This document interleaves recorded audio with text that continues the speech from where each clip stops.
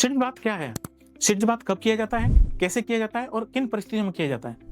देखिए, सिट्ज बाथ का मतलब है एक टब में गुनगुना पानी भर के यानी कि हल्का गर्म पानी भर के उसमें बैठना। इसकी वजह से मलद्वार का जो रास्ता होता है यानी एनल रीजन रहता है उसको काफी आराम मिलता है। सिट्ज बाथ कब किया जाता है? देखिए, सिट्ज बाथ का फर्स्ट इंडिकेशन है एनल फिशर। एनल फिशर के केस में सिट्ज बाथ लेने से उस एरिया को काफी जलन और दर्द में काफी आराम मिलता है और ये सिट्ज बाथ ब्लड फ्लो को इंक्रीज करता है, उसकी वजह से फिशर जल्दी हील होता है। सेकंड इंडिकेशन है grade 4th piles.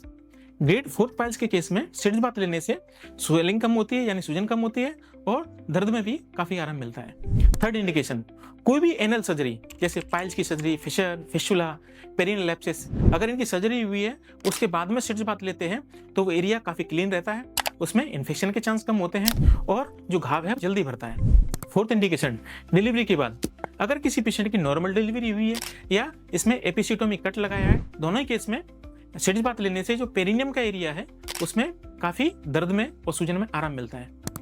Fifth indication, प्रोस्टाइटिस and प्रोक्टाइटिस यानी मलाशय का इन्फेक्शन और प्रोस्टेट का इन्फ्लेमेशन, दोनों ही केस में सिट्ज बाथ लेने से दर्द और स्वेलिंग में आराम मिलता है। लास्ट इंडिकेशन है क्रोनिक कॉन्स्टिपेशन यानी पुरानी कब्जी। पुरानी कब्जी के केस में सिट्ज बाथ लेने से जो रेक्टम होता है यानी एनल रीजन रहता है वो काफी रिलैक्स हो जाता है और पेशेंट को स्टूल पास करने में आसानी होती है। अब हम जानेंगे सिट्ज बाथ कैसे किया जाता है।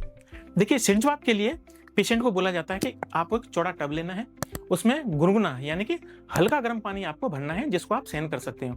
वो पानी भर के उस पानी में आपको 10 से 15 मिनट तक बैठना है। ये प्रक्रिया आपको दिन में 2 से 3 बार करनी होती है। सिट्ज बाथ करने के दौरान उस पानी में कोई भी केमिकल या दवाई कुछ नहीं मिलाना है। सिट्ज बाथ होने के बाद में उस एरिया को जो एनल रीजन है उसको अच्छे एक ड्राई कपड़े से पोंछ लेना होता है। यही सिट्ज बाथ का तरीका रहता है। अब हम जानेंगे सिट्ज बाथ कब नहीं करना है। अगर किसी पेशेंट को ज्यादा ब्लीडिंग हो रही है या इन्फेक्शन तेजी से बढ़ रहा है तो ऐसी कंडीशन में डॉक्टर आपको सिट्ज बाथ नहीं करने के लिए एडवाइस करते हैं।